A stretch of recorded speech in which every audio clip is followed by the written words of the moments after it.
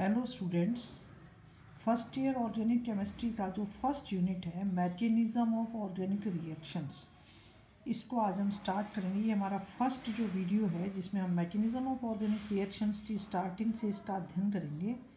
तो अपन सबसे पहले इसमें देखते हैं कि कर्व्ड एरो नोटेशंस के द्वारा रासायनिक अभिक्रिया किस प्रकार से संपन्न होगी, इसको प्रदर्शित किया जाता है। जितने भी ऑर्गेनिक कंपाउंड्स हैं उन सभी के अंदर इलेक्ट्रॉन की पेयरिंग से कोवेलेंट बॉन्ड का निर्माण होता है। कोवेलेंट बॉन्ड जो है, जब अब रासायनिक अभिक्रिया होगी, ऑर्गेनिक रिएक्शंस होती हैं, तो उसमें पुराने जो सहसंयोजक बंध हैं वो तो टूटते हैं और नए सहसंयोजक बंधों का निर्माण होता है। तो बॉन्ड किस प्रकार से टूट रहा है, इसको हम एरो नोटेशंस के द्वारा शो करते हैं। तो इसमें तीन तरह के एरो नोटेशंस अपन को बताने हैं। एक तो है हाफ हेडेड एरो, अर्ध मुंह वाले, एक पूर्ण मुंह वाले डबल हेडेड एरो, और एक है द्विमुंह वाले तीरों का प्रयोग होता है।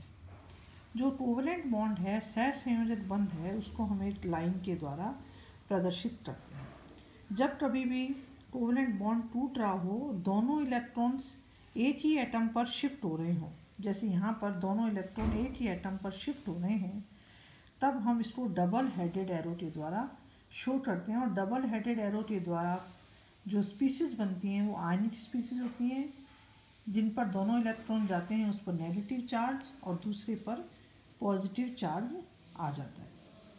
अगर कोवेलेंट बॉन्ड जो है वो इस तरह से टूटता है कि उस शेयर्ड इलेक्ट्रॉन पेयर का एक इलेक्ट्रॉन अपने दोनों एटम्स पर जा रहा हो, तो हम इसको हाफ हेडेड एरो के द्वारा शो करते हैं और इससे फ्री रेडिकल्स बनती हैं। स्पीसीज जो हैं वो फ्री रेडिकल्स बनती हैं। जबकि ये द्विमुंह वाला जो तीर का निशान है, ये दो रेजोनेटिंग स्ट्रक्चर्स के बीच में प्रदर्शित करते हैं। इस प्रकार से ऑर्गेनिक रिएक्शंस के अंदर एरो नोटेशंस जो हैं रिएक्शन मैकेनिज्म को लिखते समय बार बार काम में लिए जाते हैं। अब हम इसमें सबसे पहले पढ़ेंगे टाइप ऑफ बॉन्ड फिशन, कि कोई भी रासायनिक अभिक्रिया होती है, संपन्न होने में प्रमुख रूप से दो ही अभिक्रिया संपन्न होती है। एक तो क्रियाकारक अणु के बंधों का टूटना और नए बंधों का बनना। किसी रासायनिक अभिक्रिया में कोवेलेंट बॉन्ड जो है, सहसंयोजक बंध, या तो दो तरह से विखंडित हो सकता है। हिट्रोलाइटिक फिशन हो सकता है या होमोलिटिक फिशन हो सकता है। हिट्रोलाइटिक फिशन का अर्थ है कि शेयर्ड पेयर ऑफ इलेक्ट्रॉन जो है वो किसी एक एटम पर चले जाएं और उससे आयनिक स्पीसीज बने। होमोलाइटिक फिशन का अर्थ है कि जो दो इलेक्ट्रॉन पेयर जो शेयर हुआ था इलेक्ट्रॉन का कोवेलेंट बॉन्ड के बनने में, वो अपना एक इलेक्ट्रॉन अपने एक एटम के पास चला जाए, इसको हम होमोलाइटिक फिशन बोलते हैं। और इसके रिजल्टेंट क्या हैं? फ्री रेडिकल्स बनते हैं। इसका रिजल्टेंट है फ्री रेडिकल्स। तो हिट्रोलाइटिक फिशन किसे कहते हैं? सहसंयोजी बंध के दोनों इलेक्ट्रॉन एक ही परमाणु पर स्थानांतरित हो जाते हैं, इस प्रकार आयन बनते हैं। इस प्रकार के विखंडन को विषमांश विखंडन कहते हैं। धन आयन अगर कार्बन पर हो तो उसे कार्बोनियम आयन कहते हैं, और ऋणायन कार्बन पर हो तो उसे कार्ब एनायन कहते हैं। ऐसी अभिक्रियाएं पोलर सॉल्वेंट्स में अधिक सरलता से होती हैं, ध्रुवीय विलायकों में अधिक सरलता से होती हैं। होमोलाइटिक फिशन क्या है कि इस प्रकार के विखंडन में एक इलेक्ट्रॉन दोनों परमाणुओं में अलग अलग स्थापित हो जाता है और बने मध्यवर्ती स्पीसीज बहुत रिएक्टिव होती हैं, बहुत क्रियाशील होती हैं। इनको मुक्त मूलक कहते हैं। इस प्रकार का जो बॉन्ड फिशन है, इसको सम्मांश विखंडन कहा जाता है। अब अपने को इसमें टाइप ऑफ रिएजेंट्स पढ़ने हैं। दो टाइप के रिएजेंट्स मेनली अपन को इसमें बताने हैं, इलेक्ट्रोफाइल्स और न्यूक्लियोफाइल्स। दो मतलब वे रिएजेंट्स जो कि इलेक्ट्रॉन लविंग हो, इलेक्ट्रॉन से स्नेह रखे, या जिनमें हम ये कहें कि इलेक्ट्रॉन डेफिशिएंट हो, उनको हम इलेक्ट्रोफाइल्स कहते हैं। ये हमेशा जो है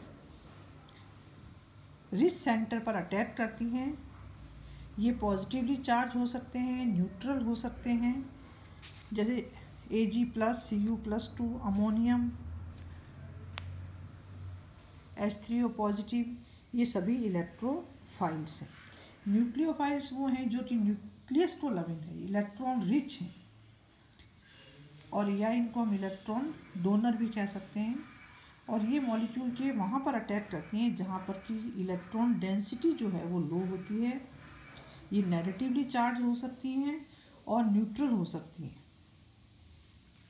जैसे H negative, F negative, chloride, bromide, iodide, cyanide, या जो है अमोनिया, वाटर मॉलिक्यूल जिनके पास की एक लोन पेयर ऑफ इलेक्ट्रॉन है, ये सभी स्पीसीज जो हैं न्यूक्लियोफाइल्स कहलाती हैं। जैसे अपने पास कुछ स्पीसीज हैं, इनको हम क्लासिफाई कर सकते हैं इलेक्ट्रोफाइल्स और न्यूक्लियोफाइल्स में। FeCl3 है, ये इलेक्ट्रोफाइल है क्योंकि इसका जो केंद्रीय परमाणु है इलेक्ट्रॉन डेफिशिएंट है।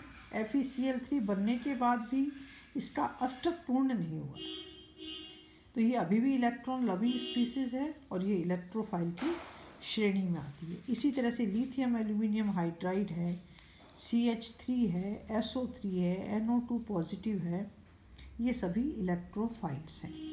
दूसरी तरफ जो साइनाइड है, नेगेटिवली चार्ज स्पीसीज है, ये न्यूक्लियोफाइल है। CCl2 कार्बीन है, डाइक्लोरोकार्बीन, डाइक्लोरोकार्बीन जिसके पास में एक लोन पेयर ऑफ इलेक्ट्रॉन है, ये न्यूक्लियोफाइल की श्रेणी में आती है। NH2 एमीन्स जितने भी हैं, अमीन्स में नाइट्रोजन के पास में एक लोन पेयर ऑफ इलेक्ट्रॉन होने के कारण से ये भी न्यूक्लियोफाइल्स की श्रेणी में आता है। इसी तरह से वाटर मॉलिक्यूल है, जितने भी अपने एल्डिहाइड्स हैं, कीटोन्स हैं, ये सभी जो हैं न्यूक्लियोफाइल्स की श्रेणी में आते हैं। तो जितने भी रिएजेंट्स हैं हम उनको इलेक्ट्रोफाइल्स और न्यूक्लियोफाइल्स की क्लास में क्लासिफाई कर सकते हैं। तो मेन डिफरेंस यही है कि जितने भी इलेक्ट्रोफाइल्स हैं वो इलेक्ट्रॉन लविंग हैं, इलेक्ट्रॉन डेफिशिएंट हैं, पॉजिटिवली चार्ज हो सकते हैं, न्यूट्रल हो सकते हैं, जबकि जितने भी न्यूक्लियोफाइल्स हैं वो न्यूक्लियस लविंग हैं, इलेक्ट्रॉन रिच हैं, नेगेटिवली चार्ज हो सकते हैं या न्यूट्रल हो सकते हैं। धन्यवाद।